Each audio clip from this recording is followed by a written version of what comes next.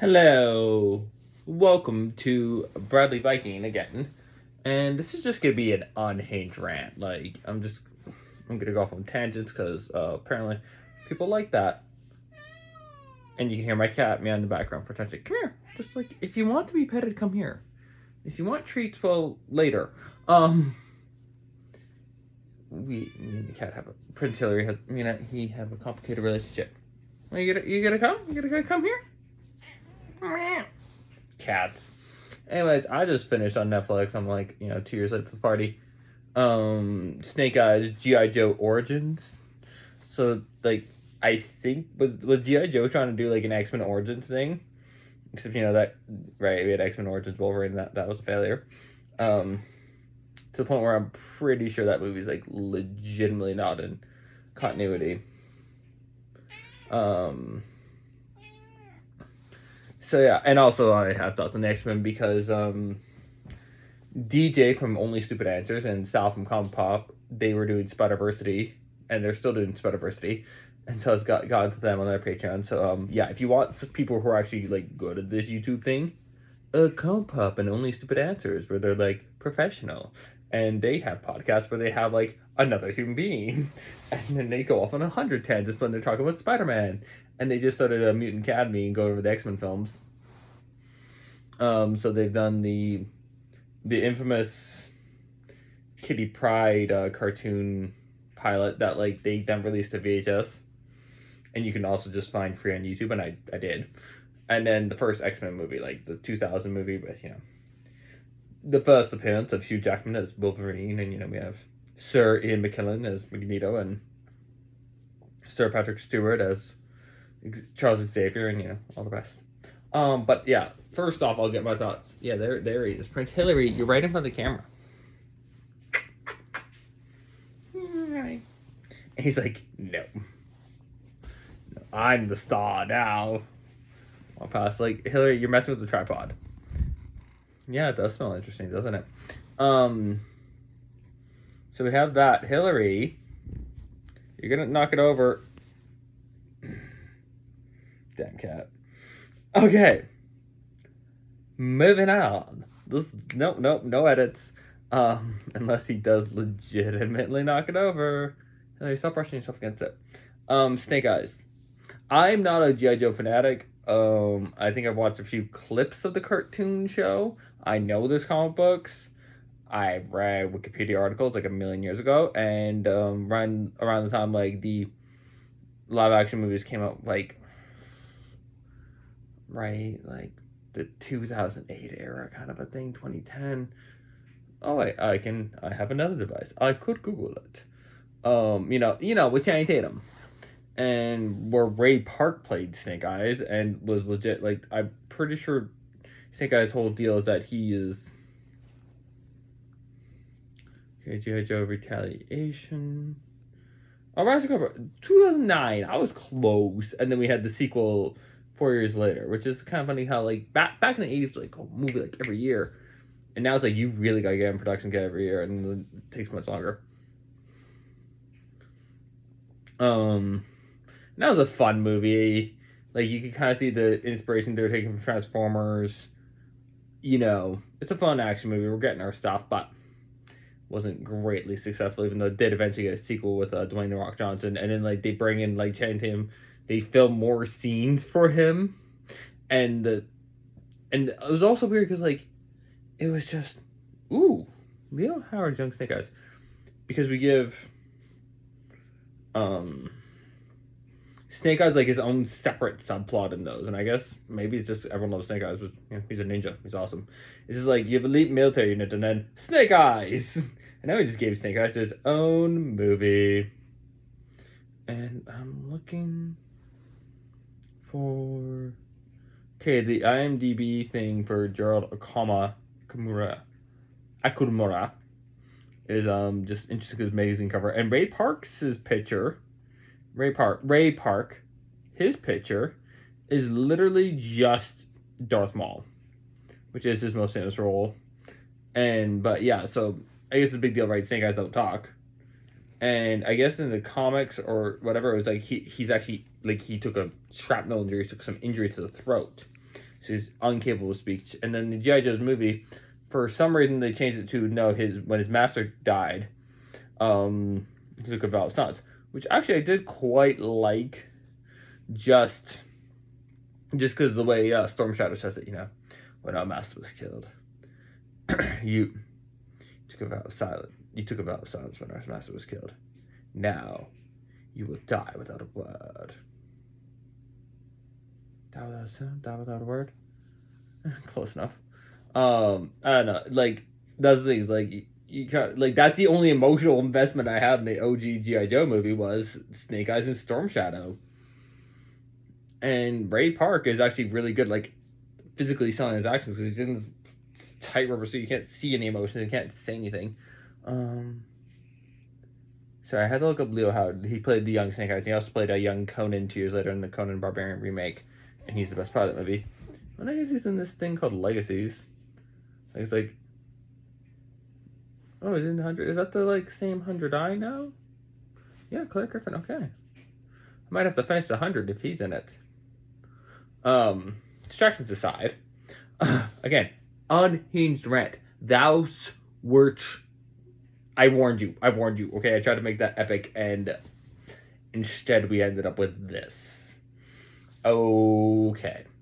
Yeah, so clearly Snake Eyes is the most popular character, so let's have an origin. So we have his father's killed by people, so like all young heroes, he must become a warrior to avenge his father. He's played by Henry Golding, who is just... It's really funny because I'm used to him being like the charming romantic comedy guy, and seeing him in this action role is very different, and he's also like... He's playing very American, and I don't know, I usually can't tell when like Brits are doing the American accent, but like I've definitely just... Okay, I know him from Filthy Rich Asians, and I'm pretty sure that's him with Emilia Clarke in that, like, sadly depressing Christmas movie where he, I mean, do I ruin the twist? Where, well, now I'm just like ruining the twist. Last Christmas, yeah. Oh, and it's funny, he was played Tom here, and then like his buddy is named Tom, but yeah, it's very different. No, like, he is super British. Well, not super British, but okay, it says according to IMDb, now I feel unaccomplished in life. He's as old as my second older sister. He born 1987, so I'm like, there's actually only 4 years age difference between us. I'm not yet spring chicken anymore, though. But yeah, his family moved to England when he was 8. So yeah, no, like, so he's legit English accent, but here he's straight American accent all the time. There's never any, like, oi, governor. Not that I mean, he's not from the docks. So like, Cherry, oh yes, that sounds lovely. Good sir, let's get a spot of tea. I know my English accent's terrible. But yeah, so it's just the angry, like, I've got the avenge of my father is my only goal, and then, but like, and so he makes like the whole thing, tries to align himself with the Yakuza, I guess, and then joins like a ninja clan, and then that's where we get like magic ninja stuff. And the movie's just like, no, and then like now they're like just out of nowhere it's like, and now they're magic ninjas. Like they just have, he takes like a special potion or something to see a vision of his past. Yeah, that was my cat. My cat don't care. Bad. He's a bad cat. No, he's not. He's wonderful. And it's just like the movie just drops you in when it's like, at first it's like, okay, ninja revenge movie, and like there's twists and turns along the way, and like, oh, okay, these are our bad guys. This, like, and this guy, he was part of the clan. Then they had to like kick him out because he wanted the secret stone thing, which we later found as like a magic stone. But like, at first you're like, oh, is this magic? Like, okay, like we have Hod Master and Blind Master.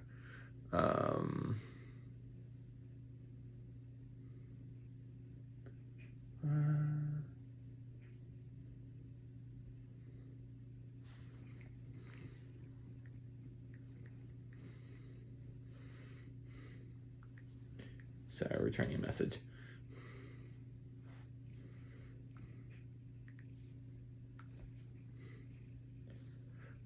Okay. Why do I do that to myself? I should have paused this. No, we're gonna keep going. Cause that's who I am. G.I. Joe. G.I. Joe, Snake Eyes, right? He like joins the Ninja Clan. Because to fight the Yakuza guy. Then Twist, Yakuza sent him Kente. Sent him to be a double crosser. He's like, I can help you find the man. Like, I know where the man who killed your father is. And then, but you have to infiltrate the Ninja Clan. But Ninja Clan, but like, no, he's a bad guy. He's smuggling guns. Then it turns out he's working with Cobra. And no, of course, Cobra's evil because this is we have to. So then we link it into G.I. Joe, but the only like Joe we get is Summer Weaving, who is the babysitter in Netflix is the babysitter, and she's awesome. Like she's so good in this movie.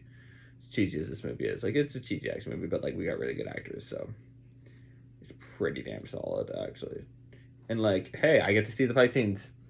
Scarlett O'Hara, that's it. Scarlett O'Hara's her. That's Joe.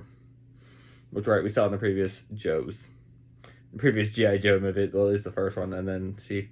But then we have to have a new lineup of Joes, which I mean, like, I get there's like a million GI Joes, so got to show off different ones.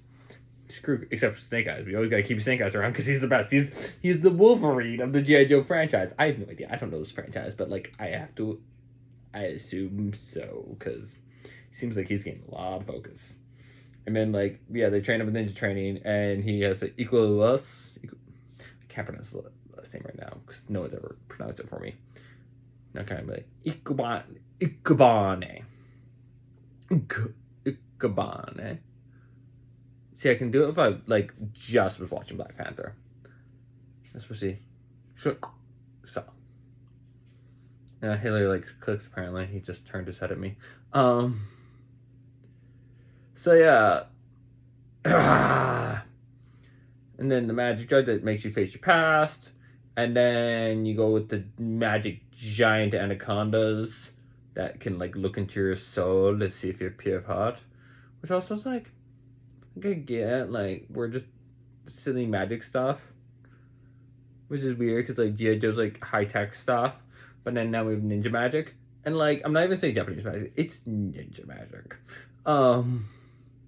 But anacondas are just such a South American snake, and then we have these absolutely massive ones. I mean, these are basically dragons. Just they are snakes.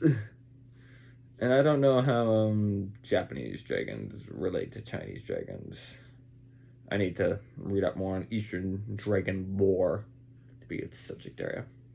I can imagine there's crossovers just because there's a lot of cultural crossover stuff. Especially when it comes to dragons. Alright? And I've definitely like heard stories like, oh yeah, and then the samurai, like he had to or like he had a multi-headed dragon, so he like lured them all through these stalls to feed them all sake, and he just chopped up the heads one by one and found the magic sword. What was it wooden cutter, leaf cutter? Right? Like the magic katana? That's like a pretty famous like magic sword. In Japanese folklore, I believe. And I believe it's Japanese. So, although Henry Golding is, like, not Japanese. He's clearly not Japanese, but whatever. Ray Park was white. Is white. We so rarely see his actual skin, it's hard to tell. But no, he's white and he plays Snake Eyes. I mean, the whole point is Snake Eyes is an outsider who's brought into the Ninja Clan, trained by them.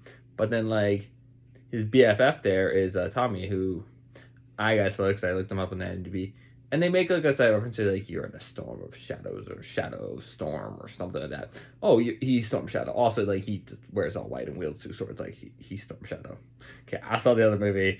I saw Storm Shadow had an aesthetic. This is clearly Storm Shadow's aesthetic. And then like yeah, and it sucks. Like they do the thing they always do, where they're friends, and like at the very here it's like not even like any real betrayal. So like they're friends, and then like he had to take the mat, and then like he's mad because yeah, he betrayed him to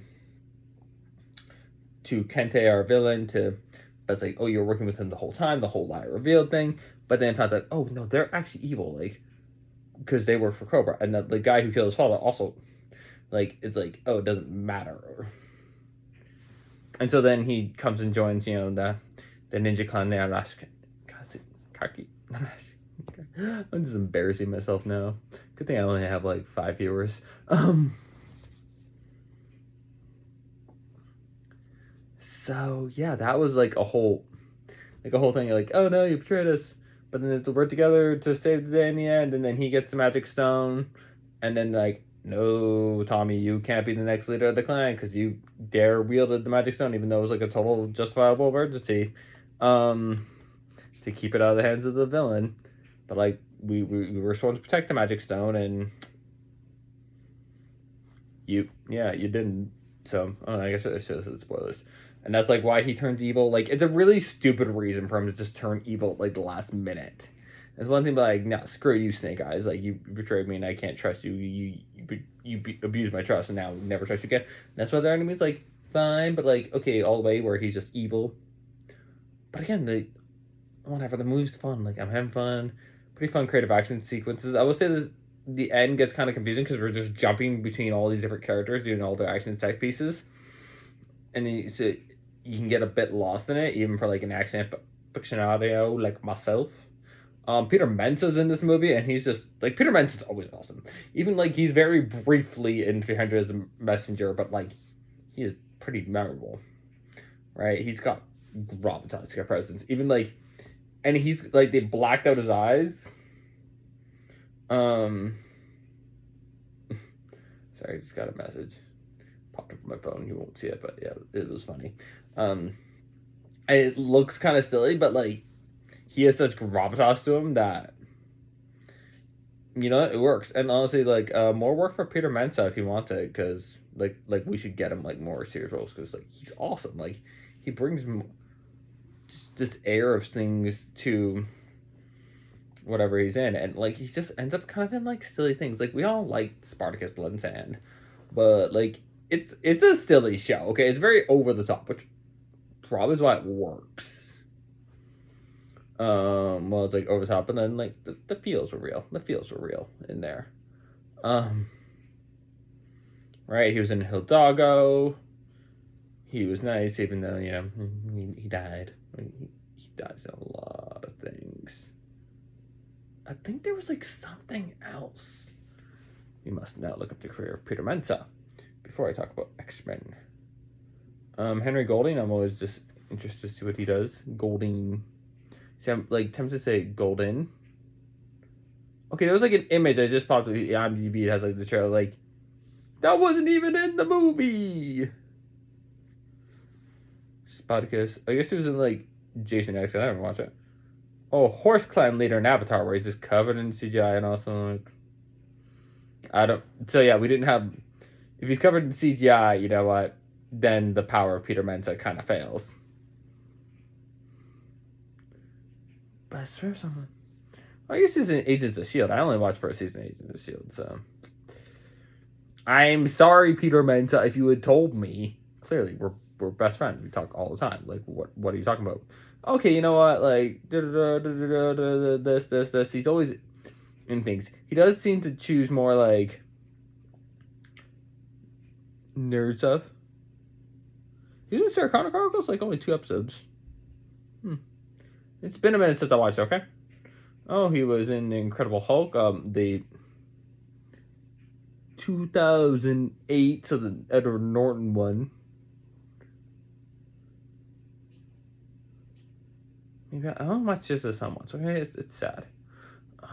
Could have sworn there was something else that I like seen. He's all good. He's okay. You know what? He's getting plenty of work. It does seem like, I think he, like, I don't know if it's just where he gets cast or where he chooses to apply, but yeah, he is very much like, I mean, he's known for, why is he known for Jason X? I don't know. Maybe, I'm not a Jason fan, so. Where it does seem like this nerd stuff. Maybe it's just like where the money is. Yeah, good for him. Yeah, no, like, but like solid action scenes. I like, it's like, no, we're making a ninja movie. Let's make it action scenes we can normally see. I could have appreciated more. I was like kind of responding to some text messages while watching it, so I had to rewind a bit. It was fine. It was good. I liked it. took a minute to get into, but once you're in it, you're like, sweet, we're here. Yeah. So that was my thoughts on Snake Eyes. I liked it, but not something I'm gonna be watching all the time. Not like I must now watch this movie over and over again. Like I almost want to go watch X-Men again. So like I feel like I missed bits, even though like I've been watching this movie. I've watched this movie a bunch of times. Oh, the first X-Men. Probably watch X2 more. Or like the first Class movies or something. I mean, yeah, that was the start of my like deep and abiding, unending love for Hugh Jackman, who is amazing just as a human being. Like I don't know, and then I say that now, and then next thing you know, like next week there's gonna be some controversy because that's how it works with these stars. But no, it is nice. Me and a friend were saying it's nice to like among all the celebrities, and so it's like, oh yeah, like you like they play this character, but like oh, and then you find out like right that it's gonna be bad. That's really paid it low. But then like Ryan Reynolds and Hugh Jackman, you don't hear many controversies about them. Who knows if there's stuff like you kind of want to be careful because you never know what's going on behind the scenes, right? Like all these people we thought were great, and then behind the scenes, oh, turns out they were awful, or so on and so forth. Or at least then next day someone accused them. I don't really want to name any controversial figures because if I had any sort of an audience, there was somebody like, no, like, oh, you should have like said they were even worse. Like you don't even know how bad they were. Or it's like that's all lie. Or they give the grifters and like, no, it's all lies. They're making stuff up to say they're bad. Back and forth, back and forth, back and forth. And like I don't know these people. I don't personally interact with them. And especially when it comes to like a movie or something, it's like, well, the cooks in the kitchen. Like even like first X-Men. Okay, I'll keep it simple because they acknowledge it. X-Men Academy, they're calling it DJ and Sal, right? They're talking about they even acknowledge like Bryan Singer. He's problematic. He's done some bad things, right? But like, he's good at directing some movies. He's also directed some bad movies, so he's not even like perfect at it. And like again, it's also it is a thing, especially with like with movies, especially. It's a thing. It's one thing like books is like you need like one person. Like sure, maybe you collaborations and sure the publishing team to get out there, but like the main creative idea behind a book is like one dude or woman, one human. I've yet to read a book written by an animal. Let me know if those are things. I don't know if I would get into it, but yeah. So if they're terrible, then yeah, it's like okay. But like movies, like okay, well you have the director, and yeah, he kind of they kind of set things, but you have like producers, and nobody knows what they do. Someone does, but I don't. You have writers, and you have the actors, and then you have like all the like various set people, like the camera people and the stunt performers and like the people in charge of like setting off the pyrotechnics and the CGI artists and like all these different people, like right. You've ever remember I was sitting with a friend and we were watching like the credits, waiting for the after credits, and like man, it takes like a whole town to make a movie. And now right, they even say like this movie provided jobs for like 5,000 people. And we were like, and we're gonna say that we were environmentally conscious.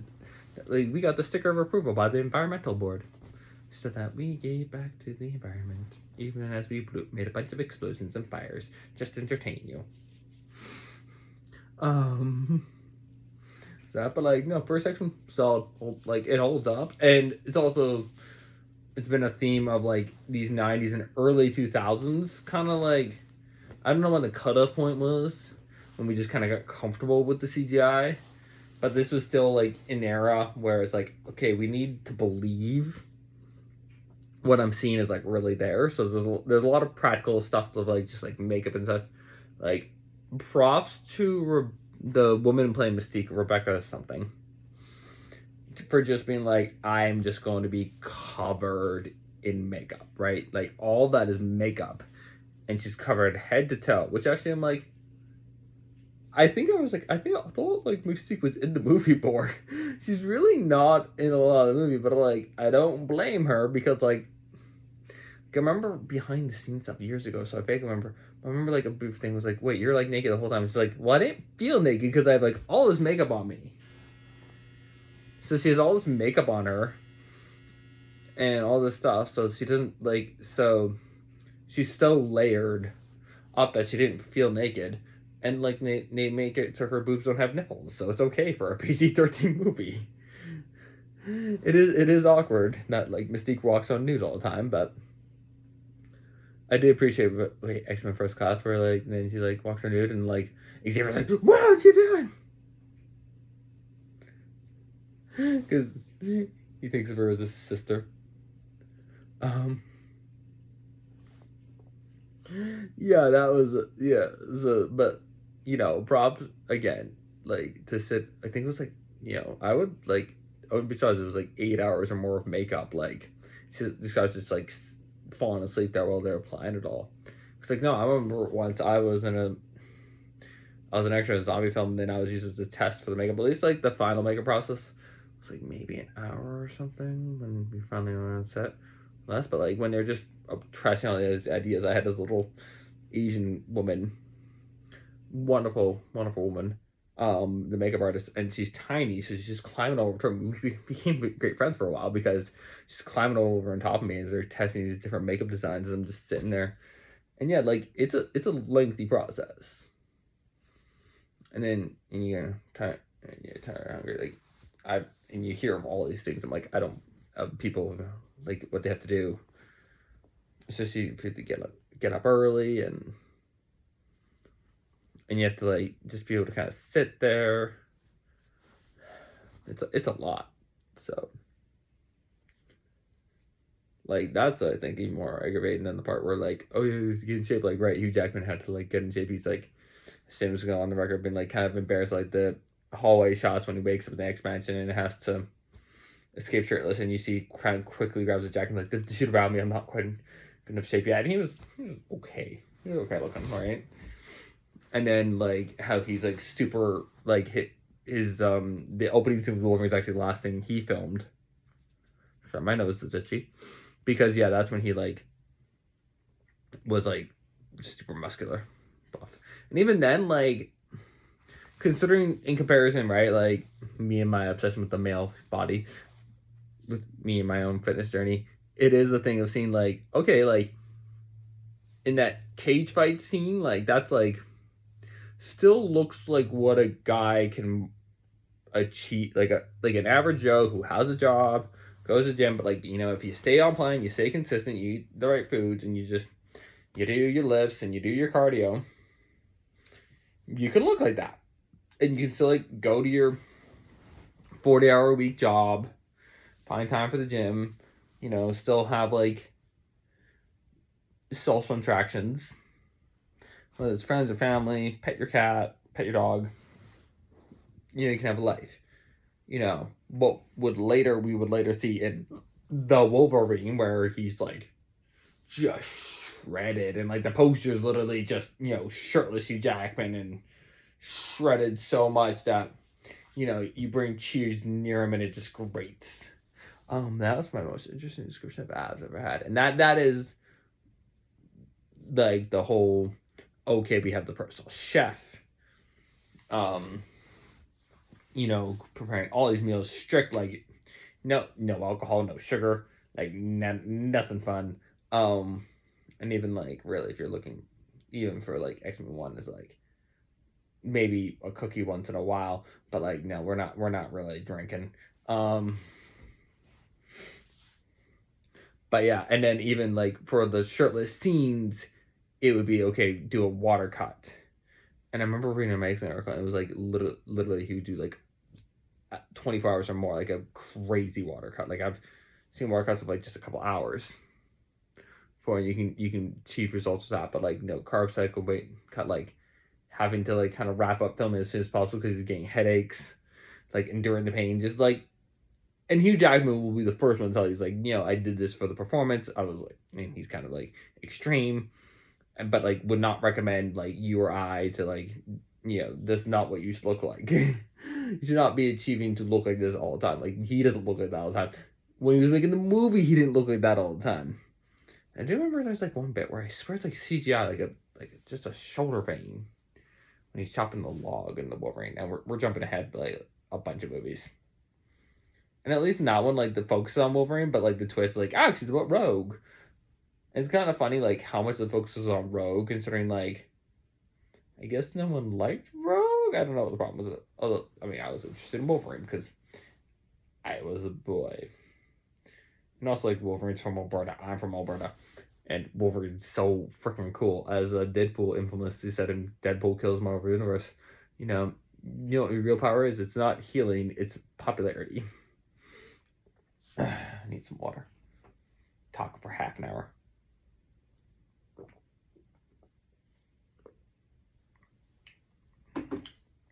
Okay.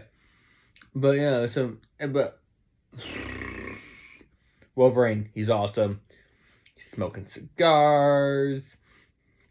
Which Hugh Jackman was not doing offset, like off screen. That's one of the things. Like you hear what the crazy diet is to get into shape, and then low battery warning, whatever, we'll live. But then you see but then like the lie is really what you see in the movie where they're just drinking and smoking. Like you wouldn't look like that if you were doing that. James Marsden, who's never done anything wrong ever in a movie. I mean, I don't know what his life. It's just he's got the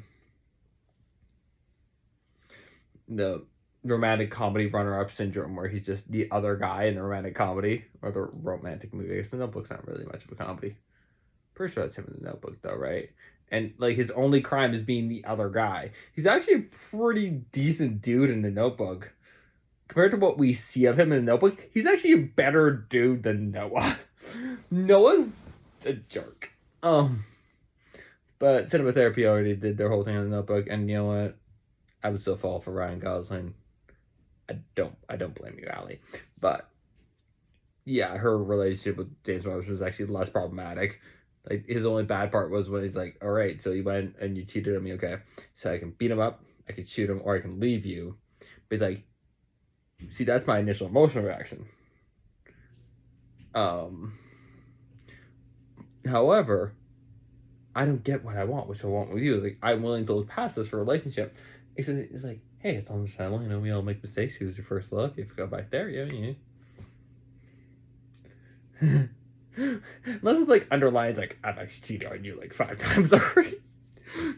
That's a dark interpretation in the Notebook, and that's already a movie that's pretty dark. But no, it's like same with Enchanted. He is wonderful. He is Prince Charming. It's just like she fell into the radar of McDreamy. What can you do then? And at least you know what, Idina Menzel was like he's great. So they hung out and then did the whole fairy tale thing. I'm so itchy. And Storm and Jean, who they're there. That's neat. I get some moments. Funny, my roommate pointed out at the end when Wolverine has to like go up and stop Magneto in the machine. Like Jean's using the telekinesis to steady him, and then Storm has to use the wind to blow him up. There's like, do you think Jean could probably just use the telekinesis to float him up there? Like it's like, well, probably like Storm just needs to be part of the team, okay? Like it needs to go on, need to work together. And then, it's too dangerous for Scott to shoot the machine with the eye blast because they're trying to save Rogue. Which I appreciate, like, Wolverine just going all out to save this girl. Like, I get that. And, like, Wolverine is the example of now, you know, older badass has to protect younger child, usually a young girl, because, you know, it's just kind of how we, as a society, right, we see woman is inherently a bit more vulnerable. So it's like a child more vulnerable. So a young woman is inherently vulnerable. So we gotta, you know, look after them. But then also it's cool when they team up with the badass and they take after them and then they become a badass. And yeah, it's like that's Witcher. That's what season 2 of Punisher was. As someone said, Season 2 Punisher became a Wolverine story. And it is like, all the good Wolverine stories are we team him up with some young lady who he's a mentor figure to. But no, Hugh Jackman's actually going all out again. He's wholesome. He's like muscular, big dude. He's honest. As far as I know, I haven't caught any of his laws. But then he's also like musical theater. He sings, he dances. Like, just well-rounded. Hugh Jackman just seems to me, I've said this many times about him, that he is well-rounded. Like, he can do comedy, he can do, the musical theater, but then he can do the badass. And actually, he even, like, he'll play a jerk sometimes. And then I'm like, oh, you, why are you being a jerk? Like, actually, I do quite like the robot movie, Real Steel. I was quite obsessed with that one when it came out. And he is a jerk for like most of the movie. It's like, you poor kid, you're stuck with this guy who just doesn't care about you until like he learns to care about his son. But I remember like in the trailers, I thought it was like an uncle nephew relationship, just because even in the trailer it was like this like being forced to be with this child. Like, oh, that is your biological son, the middle you've never met, but man. But then we have Patrick Stewart and Sir Patrick Stewart as Charles Xavier. I apologize, Sir Patrick Stewart, Sir Patrick, and then Sir Ian McKellen as Magneto. And yeah, they're just so darn good. And it is kind of crazy to think like, especially 2000, like, can we have Blade to be like, okay, Marvel can make a comic book movie, but and this is actually Fox. It's not even like pure Marvel, although I'm sure there was like, there's a squint and you miss it. Stan Lee cameo that I've yet to actually like see it. But I've heard it's there. So there's some influence from Marvel, but Fox is the film rights. And so we have the failure of Batman and Robin, almost killed superhero movies, but then like Blade comes along. But like people don't realize like Blade's a superhero movie, like unless you're super like nowadays it's more well known, but definitely at the time it was like, you're super nerdy, like, oh, he's actually in Marvel Comics. Because otherwise like, oh, this is a cool vampire movie. And like it was a time of cool vampire movies where it was like cool badasses fighting vampires before we had romance with vampires. So this was the first one, and it says X-Men walk so Spider-Man could run. That's what DJ and Sal said like 5 times. And they're right. And I watched it, I was like, okay, now I'm getting it. Like, it's been a minute since I've kind of focused in on the X-Men. I was like, okay, I'm thinking about like Black Panther and Captain America and all that good stuff, and like, oh, I love them. But X-Men, I'm like, okay, but when you get on the X-Men, it's like, yeah, I get why you were also like the biggest selling Marvel franchise. Again, it's telling that Marvel in approach bankruptcy sold Spider-Man, X-Men, Spider-Man film rights, X-Men film rights, and Fantastic Four, because those are the most profitable characters.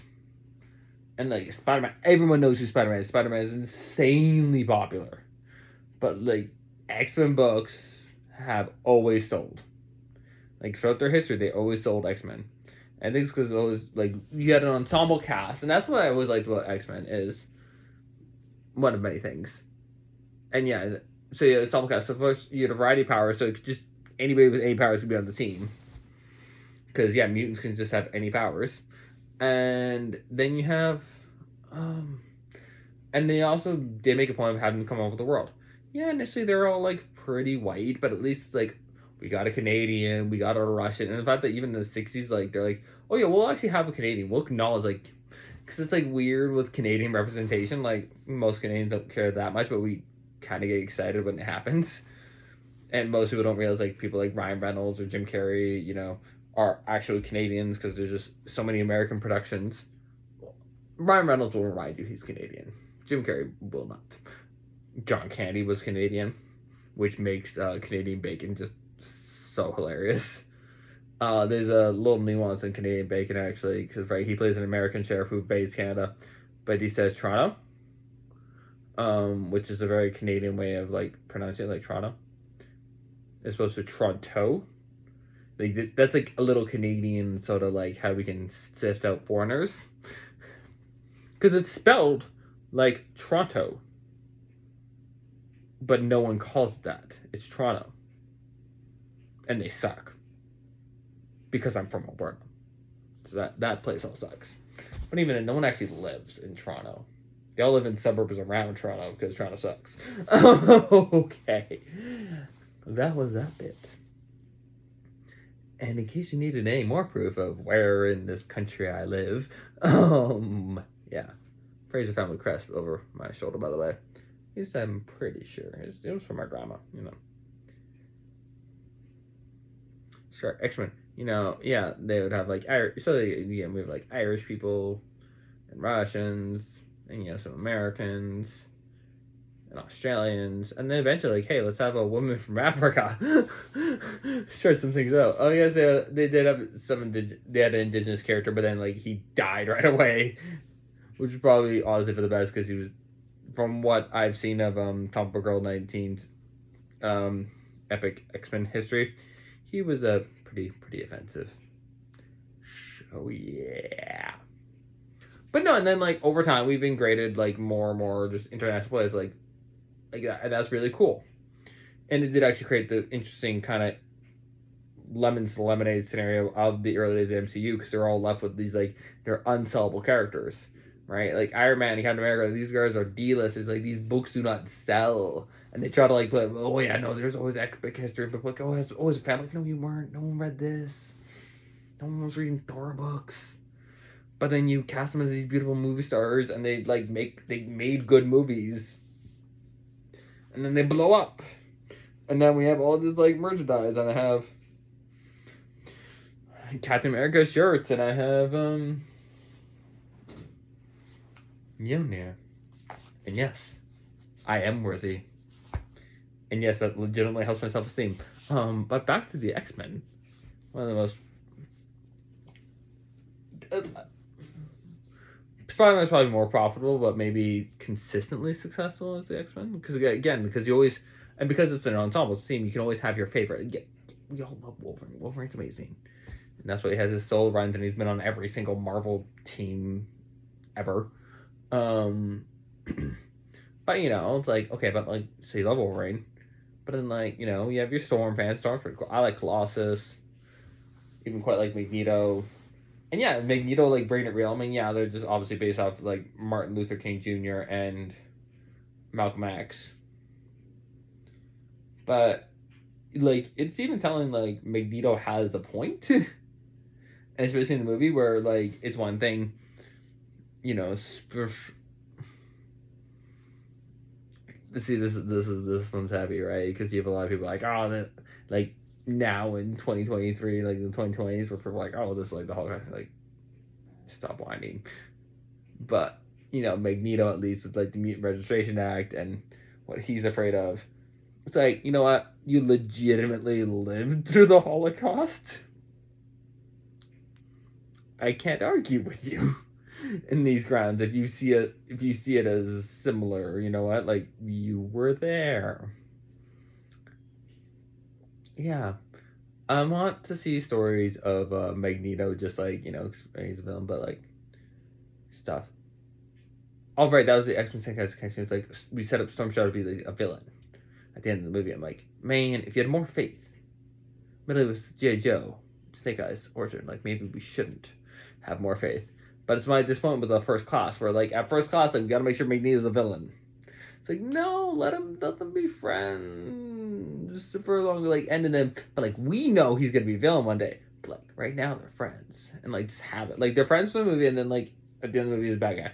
And like, and we keep all like the darker tendencies, you know, because I want to see him hunt Nazis. Nazis are bad. Maybe I'm deep enough in to say that word and not get in trouble. Not like I'm even monetized, anyways.